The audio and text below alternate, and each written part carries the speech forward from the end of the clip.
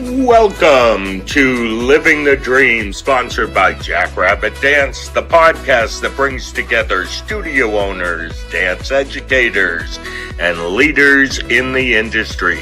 Hosted by Ree Gold and Laura Giacomelli, each episode is packed with real talk, inspiration, and a passion for the dance life. We're so glad you're here.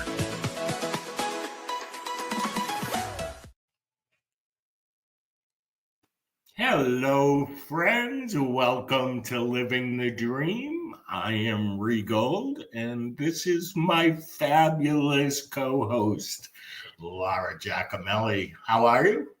I'm good, Ree. Good morning, everybody. Thanks for joining us. We're thrilled to be spending some time with you on this Monday, and today's episode is a very special one.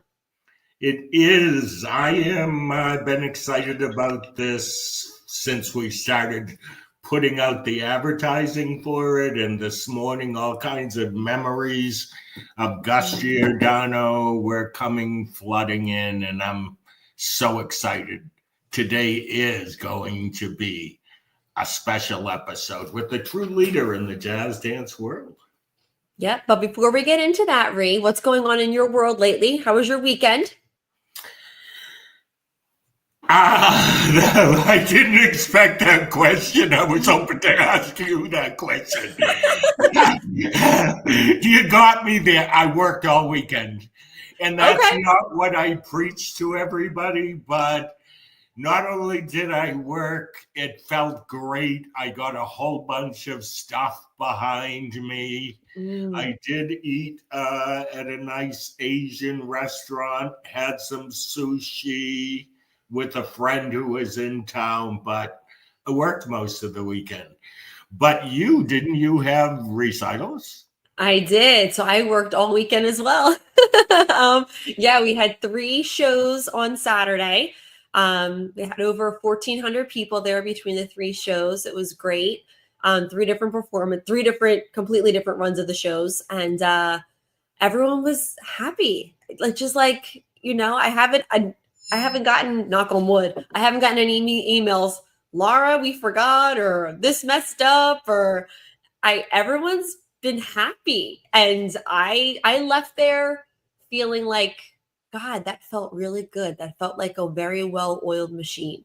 And it's year 14, so it's kind of, we should be there, but this year just really felt that way. Backstage, it was very calm.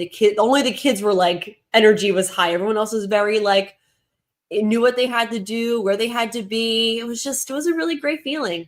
And it was really cool. I had this, I wanted to share this today. I had this moment where everybody comes out on stage and everyone has glow sticks and we throw out these huge oversized beach balls into the audience, and the beach balls are going everywhere. And I did a pivot turn and I faced the back of the stage, and it was on my 3rd show. And I looked at we have 100 kids per show, new kids, because it's 3 separate shows. And I had this moment where I looked at the stage and I was like, wow, this is what I always wanted. And it was a split second thought, and I pivoted and I faced back to the front and I looked at the audience and I was like, God, this is so cool that this is what I get to do, that I get to be this tired from doing something that I love, this is really cool. Really, really cool. Okay, because I'm just in a great mood today. Here's a little motivational talk for you. Yeah. When you rave about how organized it seems, how together it seems, you need to pat yourself on the back because you created that. And I say that to you because I would love our listeners or our viewers today to think, how cool is it if we actually sit down, organize everything so it is a well-oiled machine? Yeah. And you've done that. Good for you. Sometimes it takes us 25 years. I will say, I've always had I've taught for good studio owners. I went to a solid studio growing up. So I'm very lucky that I was always interested in the behind the scenes stuff and got good training on it. But it's different when it's yours, because then that's your ball game, and it's all on you. But my staff really I have a solid staff, and yeah, it was just great. And I left feeling very tired, but like very calm. And I was sitting in my Jeep before I left the theater, and I was like, there's not one thing I would have changed about that. Great. And then what did you do the next day, Sunday? So my son, it kind of worked out perfectly. I'm separate, well, divorced. So my son was with his dad until 5 o'clock on Sunday. And I said to you, I didn't even leave my house. I went food shopping at 3 o'clock, and that was it. I didn't talk to anyone. I binge watched a Netflix show that was not about dance. I don't know. I'm a very extroverted person, but I realized the recital takes so much out of me, because I also danced in all 3 shows too. So between the dancing and the going on the microphone and the senior speech, it was just kind of like my cup gets so full from it, but then I'm also like, it's like a crash. It's like the after show blues a little bit, it's just, I can't explain it. So yeah, the next day I really feel like I just want to sit and be. And I mean, I laid in my bed extra for 2 hours that morning. I wasn't even sleeping. I was just kind of like laying in silence. That's it. And I feel good today. I don't feel like, my body like needed that. My head needed that. And I definitely feel like myself again today. So I'm lucky that I had yesterday to kind of reset. Crash. Yeah. And it's perfectly normal to feel that way, because really it's a culmination of many months and months and months. Yes. Of work. Yeah. So, and that's what I don't think people realize. It's that we start planning for that. I already have put in my dates for next year before this year even, this is a whole year plus process to make that machine happen, So you're right. It definitely, studio owners have to pat themselves on the back, because it's way more than just a one-day event. I'm with you.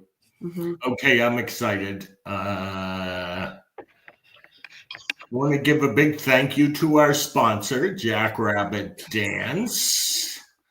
Yep. So Jackrabbit is the leading software for dance studios. From classroom management to online registration and tuition tracking, they help studio owners stay organized so they can focus on what they love to do, teaching and building community. And they've supported Living the Dream and so many other projects within our dance community, things that I've done, other things that have benefited the community. They are awesome at what they do. Here's a little commercial from Jackrabbit Dance, and we will be back with Nan Giordano right after this. This episode is sponsored by Jackrabbit Dance, the dance studio software empowering you to build the studio of your dreams. With over 20 years of experience, Jackrabbit has the solutions and industry insights to help your business grow. Want to increase student enrollment, optimize your pricing to be profitable, or improve staff retention? See how other studios are using Jackrabbit Dance to hit their goals year after year.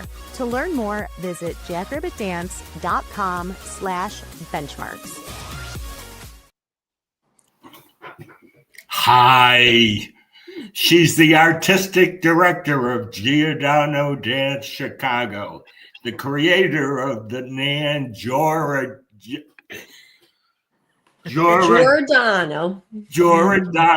certification program, and one of the most respected, passionate voices in jazz dance education.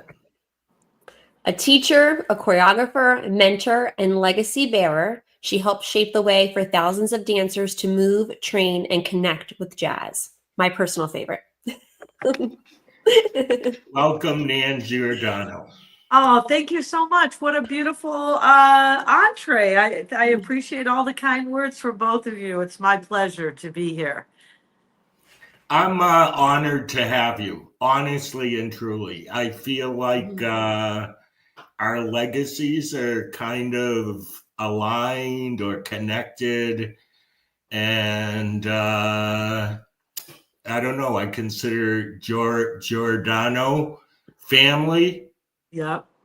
part of my family. Mm. Thank you. I would agree with that. Mhm. From the back in the days at our original school in Evanston, fond memories. And my father had high regard for your iconic mother as well Mm. as you and your brother. I mean, so it is a circle that we have created. Tell everybody, because you asked, you said maybe I didn't want anybody to hear it, but tell everybody what your father called Rennie and I.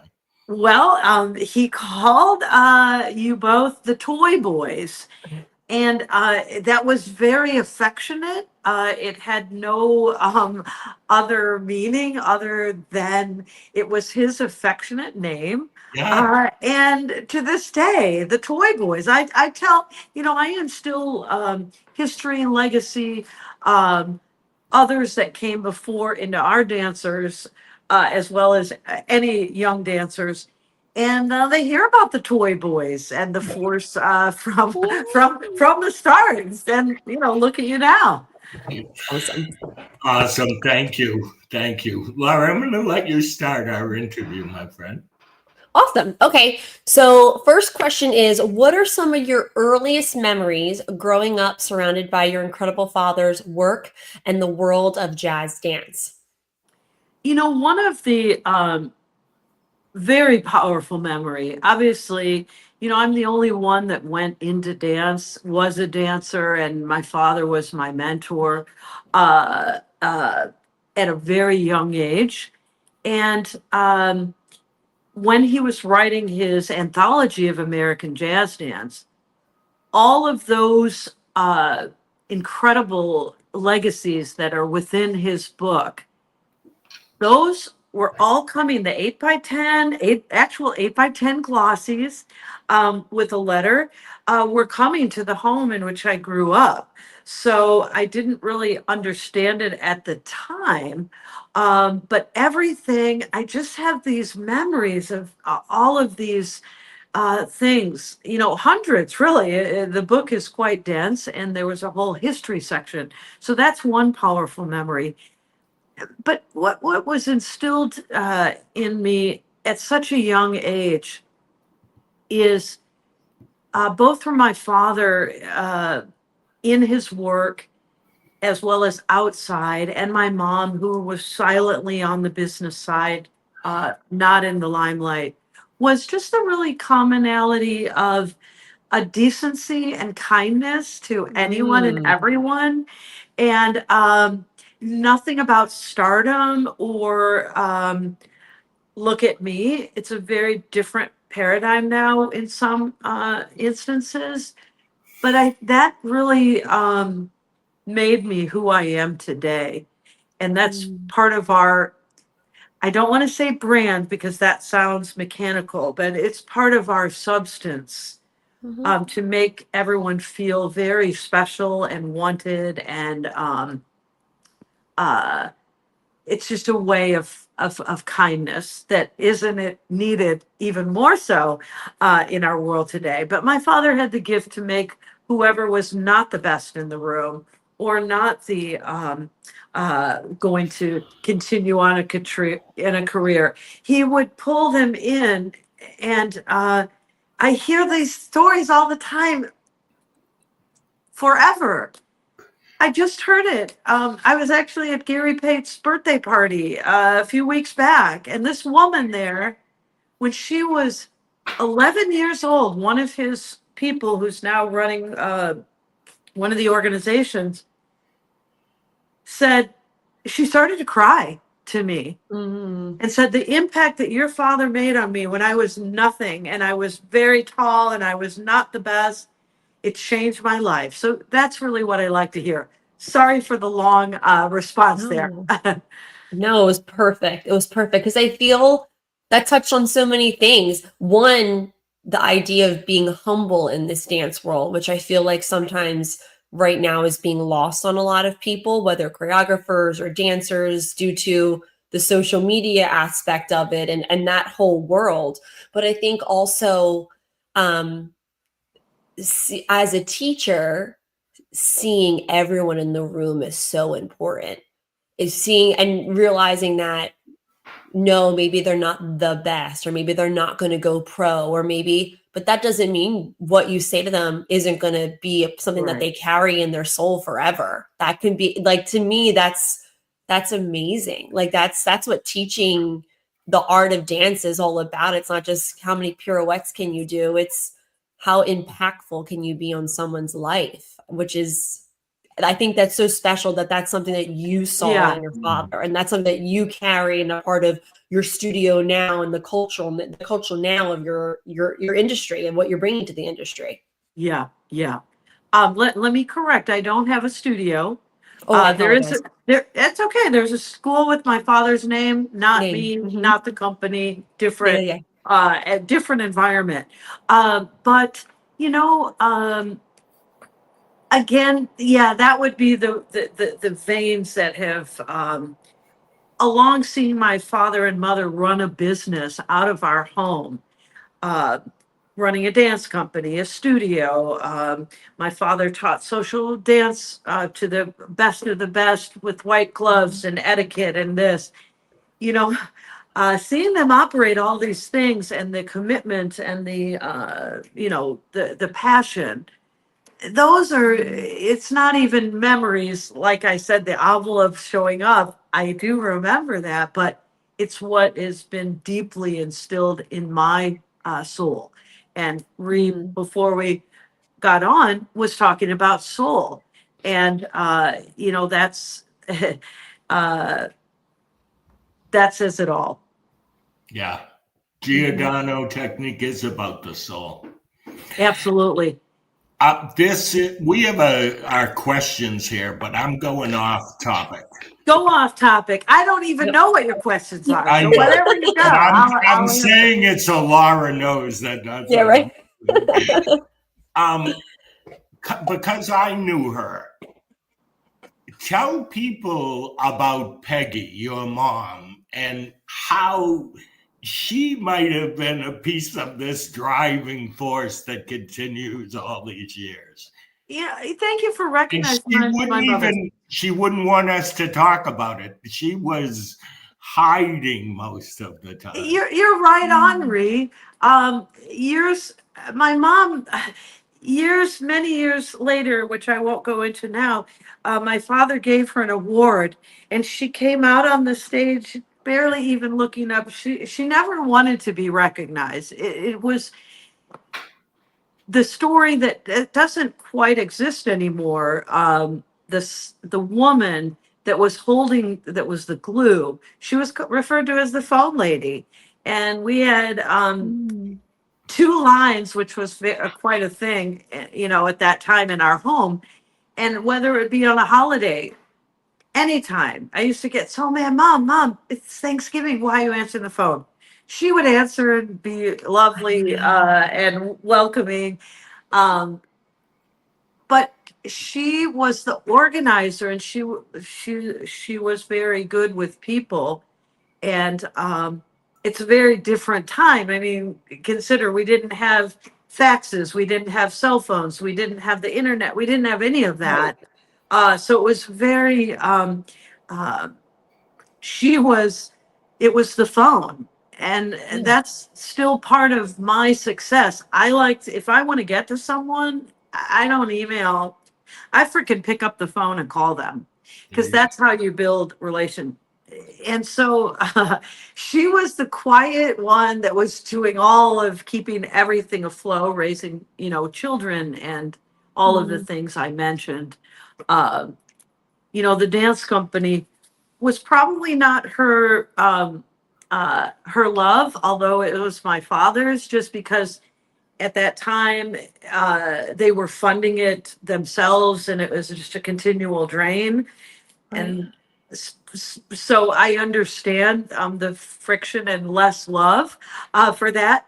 But she Yeah. was the silent woman, and she was not about herself. She never even wore a stitch of makeup. She was very, very, low down. And my father was this iconic superstar fashion, but they were just a match in heaven. I don't know if you know that they were the king. He was the king of his fraternity. My mom was the queen of Delta Gamma, who my son ultimately married a DG. But they fell in love at the University of Missouri, and she was the six. She really, you're right on. He couldn't have done it without her. They were a team, and she didn't care about being in the limelight. No. Was she a dancer as well, or no? Not even. Wow. Never a step, Okay. ever. No, she had No. no interest in really having any part of that. So no, she was not. I'm not talking out of turn here, but this is one conversation I remember I called. It was the first World Jazz Dance Congress. And I said, I don't know if I can get in. Your mother answered the phone, but I want to go, and I've just decided I can go. And she goes, how would you like to pay the 300 and whatever it was dollars? That's where we went to right away. Oh my God, Mom. Okay. Well, there All you business. go. I like her style. That was in 1990. That was the first Jazz Dance World Congress. Was it 1990? 1990. Yep. Yeah, I was a different body back then. That's all I'm going to say. I just thought about that Congress and my Lycra. That's another phrase we use similar. I say many bodies ago when I refer. I don't talk in years because I'm not old. I'm seasoned, but I'm not old. That's right. And I just say many bodies ago. I've had a lot of joint surgeries, many. But anyway, so yeah, that would be my mom. I'm surprised that she came on right away, but not really. She knew what it was costing to produce that separate 501c3. So I'm sure. But here it is 65 years later, or 66. What did you say earlier? No, it was 1990. 1990 was the first Congress. Yes. Oh, I got it. But the company, we're in our 63rd year, and I'm just finishing my 40th year at the helm of Giordano Dance Chicago. Okay, so let me ask you a question about that. Yeah. What was that like to step into that place? Was it intimidating? Were you ready to roll? What were you thinking back then? You know, I'll send you a video at our last performances, our major end of season that we did. I was like the backseat because I don't need to get the recognition, but I did get a lot of love and recognition. And there's a video, the reason why I tell you this, where I'm saying, well, one day my dad just said to me, I'm going to be the artistic director. And I said, okay, Dad, those are my exact words. We were always by each other's side.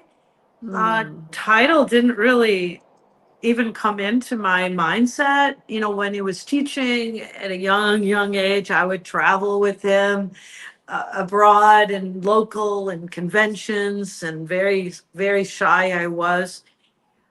So I had been by his side, and it was never really, okay, I've been doing it all for years. I mean, so it was just all of a sudden, he wanted to see me get the accolades, which I didn't care about. And it was during his life that we actually took his name out. He said, it's bigger. It's not me. It's certainly not me as well. It's this art form that carries Giordano Dance Chicago. So it was bigger than individuals. And so it was not like he passed and his name came off. Absolutely, I would never have done that. But that was his idea. So his wishes. Yeah, it was a journey and again, when you'll see me in this video when I was much younger saying, okay, Dad, that's what I said, you know. So I was not at all pressured. I wanted to work things differently. Um, Taking it out of my parents' fundraising, or doing all the funding. We have 3 boards to this day, and in the not-for-profit sector, we're doing really well. But it's always a struggle, not-for-profit is, anyway. So no, in answer to your question, I was like, okay, that sounds great, Dad. So, do you look back on life and go, it was all laid out in front of me? I think so, because I had the fabric in my soul, and I was attracted to this powerful presence that my father had. I mean, the first time I saw him teach in Brazil, I had never witnessed anything like it. The heat in the room, they were crazy about him. I have a fondness toward Latin America. I'm leaving this week on Wednesday to do our certification program there in Mexico. But it was innate in me, and I love to travel. My mom didn't like to travel. My father loved to travel. Yes, my father's soul was truly interconnected, I believe, in me. And I love the business side too. I do a lot on the business side. So it's just, I'm in the not-for-profit, you're in the for-profit. It's just the same, but in different financial worlds. Understood. Yeah. Nan, you brought up your certificate program, about your training program. Can you tell us about that and what your mission is behind that? Sure. The Nan Giordano certification program, we have 5 levels, starting with the basic, going through professional. We're in, I think, I'll just do a quick sales pitch, 36 states and 9 countries. And again, this was a labor of love, working with Caesar on our team, who is the associate director, and dancers. And I wanted the legacy to continue. I don't live in the past and, oh, this is how we've done it for a million years, so let's do it like this. But I really, jazz dance in our world of today is something that is not familiar to me. There's great jazz being done, don't get me wrong, and the dancers of today are so high. That's not what I'm saying. This is not a thrashing, but I think we've lost our foundational elements. So we have made a very easy, I'm not going to speak for it because that's my voice, but teachers absolutely love it. And you can integrate it how you want within your own program. You can do a crash course and do a lot of the other jazz certifications. We're only a piece of jazz dance, but my father was lucky to have me that wanted to take the technique, and it can last much longer after me. And so young dancers getting trained, every one of our company members, the new ones as they come in, that's the first thing. So they understand the foundation. So it really is just a very thought out way of integrating from pre-stretch, floor work, across the floor, and then combo. So that's what it is. It's and it's helped foster the company, because a lot of the revenue goes directly into the company, which has been a helpful thing, for Giordano Dance Chicago. And during COVID, that's when we started doing the virtual, and we started doing, like, we couldn't do anything, just like everyone, but what can we do? And so we did a lot of, I started a program in Latin America, illuminate the possibilities of teaching, just teaching and being a light for people, and then being a light for me. And at the same time, we took our certification program virtually. So now you can do it hybrid. That's why we can have 9 countries, because they didn't all come to the United States. They did it virtually.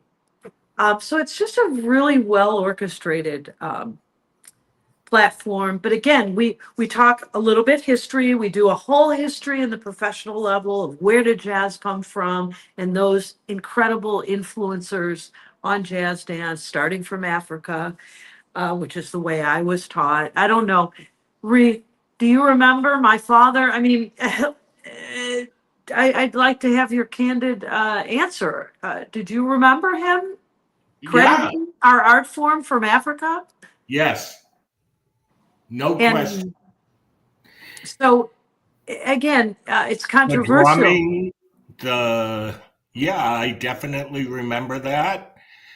I said this earlier to you. I always looked at what your father did as spiritual. Okay, the feeling, that breath, that, I don't know, it's hard to explain. It's what I thought jazz dance was, because he was my first exposure through the years. I then took from Luigi, mathematics, some of the others. But I always grew up thinking that what Gus was teaching was jazz dance. You are very humble right now, and you say we're a part of it. And that's what made me think, wow, I agree that there are lots of traditions in jazz dance, syllabus. Well, syllabus might not be what I want to say, but philosophies, great jazz dance leaders. But I always felt like, I don't know, the root of it was Giordano. Well, I do appreciate that. I know that there are many voices that have contraring opinions. So I really try to take everything and say that it's our art form, but it is jazz to me, and was to my father. It's not nothing about anything surface. It is an internal, like you're Agreed. saying, it is and it's an eternal flame. And in Africa, they celebrated for sadness, for marriage, for death, or it was something that was soul. So again, but Giordano is a piece of it, an integral piece. And who has a company and a technique in the jazz dance world? I mean, it doesn't really exist. And I wish people would understand more, the push that I've given, but it's not me. It's all those I'm surrounded by. It's never a me. Because it is pretty powerful. Agreed. So what's the message concerning jazz dance that you might like to get out there to dance teachers and studio owners? Well, that's a very great question, Ree. I think, again, and I step in. At the Dance Awards, was unable to do it this year, but I step in. They bring me in for honor to adjudicate the jazz and contemporary. And I see these kids at such an incredible high level of training, much higher than when we were young. But what is missing is the substance. It's become very mechanical, turns, tricks, leaps. Oh, Yes. And that's all great. And we want our dancers to do they just do substance? No.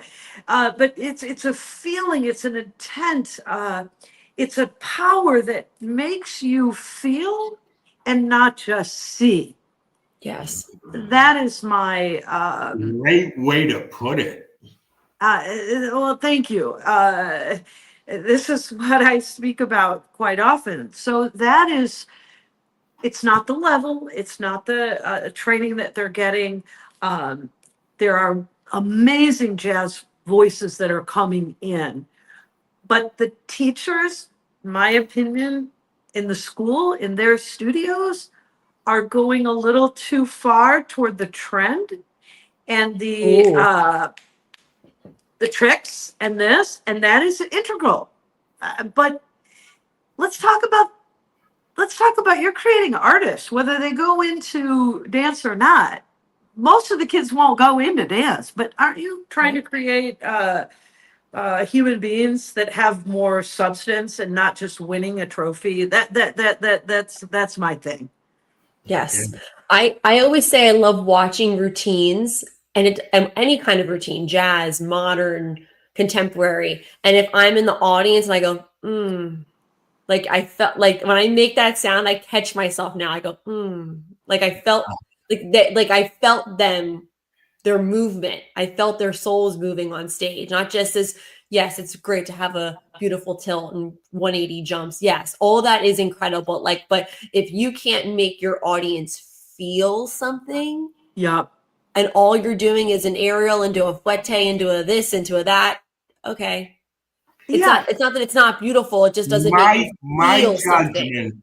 My judgment comes if I find myself, and you'll probably be able to relate to this, sitting in the audience and kind of dancing with them. You know what I mean? Like your whole senses with them. That's when I go, okay, this is a great dancer. It's It makes you want to move.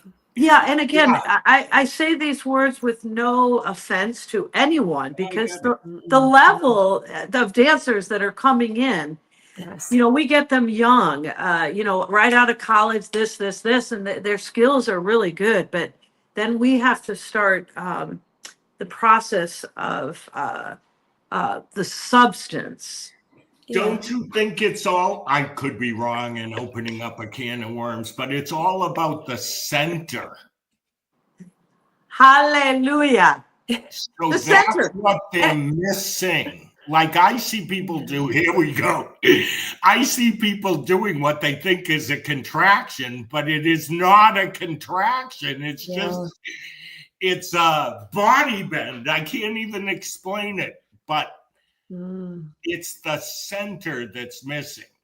Well, that's the whole core of the Giordano technique, and our center is in the pelvis, so it's a little bit lower. That's where the movement comes from up. But again, in life, you can equate it to life. You meet people that have such a wonderful, radiant, like that woman that I just met. Oh my God, she was so lovely and passionate and just speaking. She had a soul. She had a beautiful soul. I just, you cannot teach. Okay, kids, we're going to learn our soul today.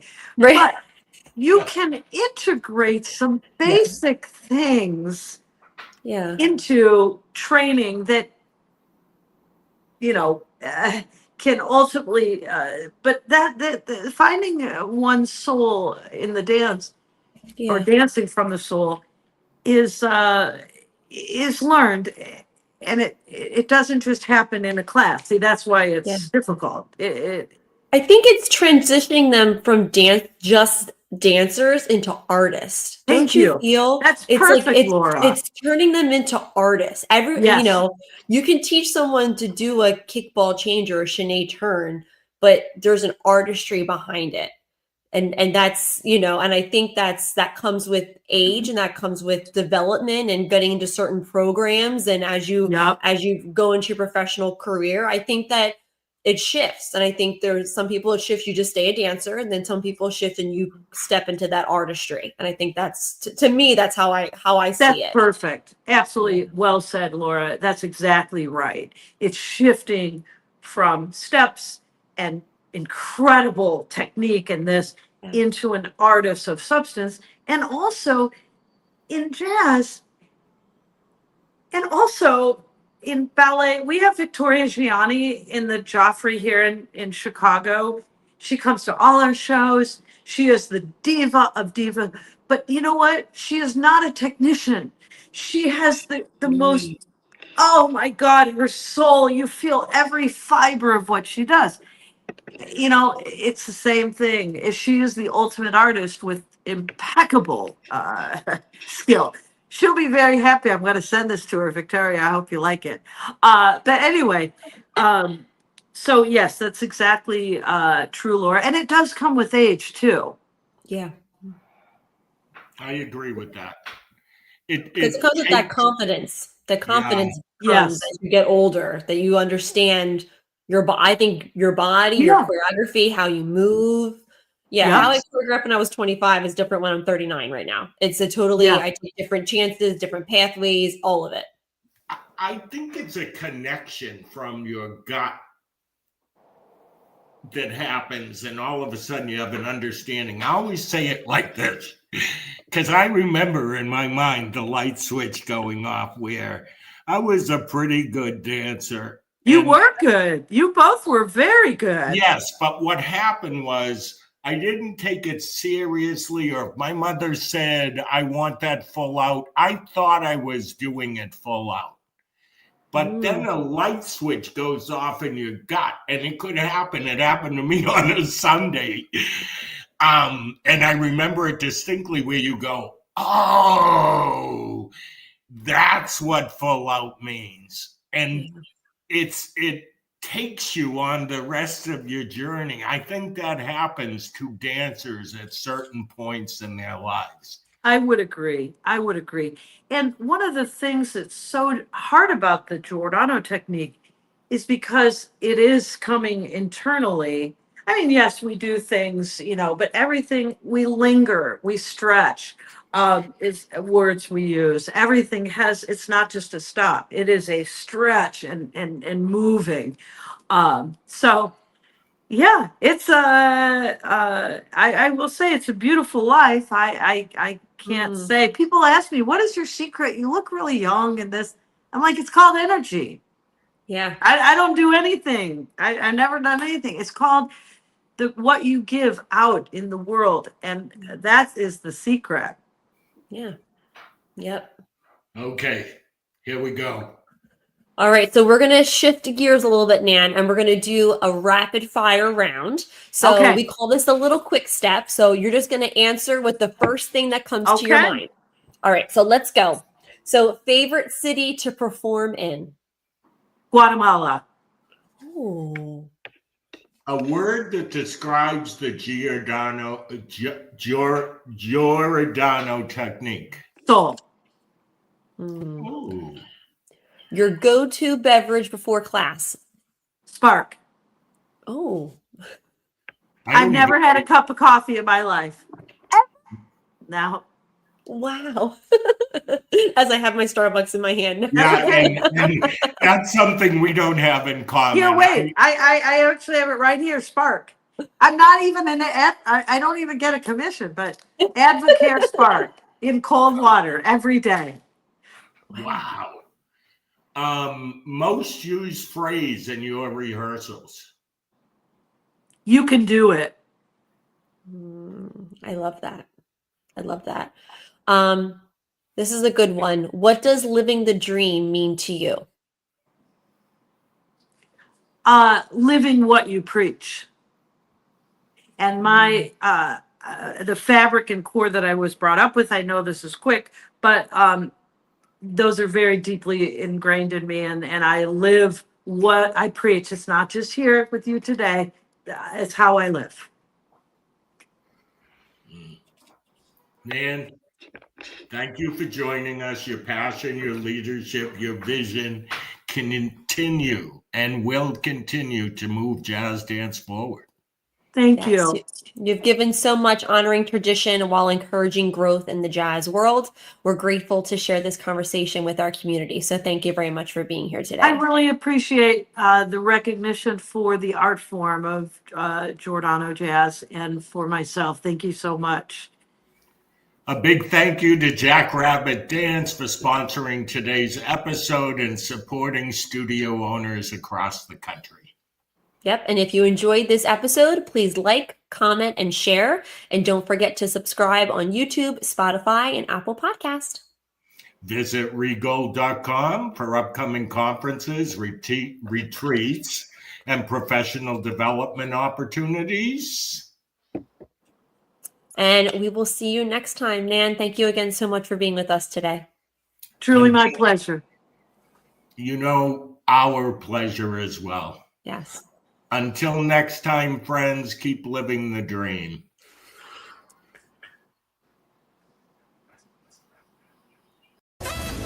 That's a wrap on this episode of Living the Dream. A huge thank you to our sponsor, Jackrabbit Dance, for their support of our community and helping dance studios thrive.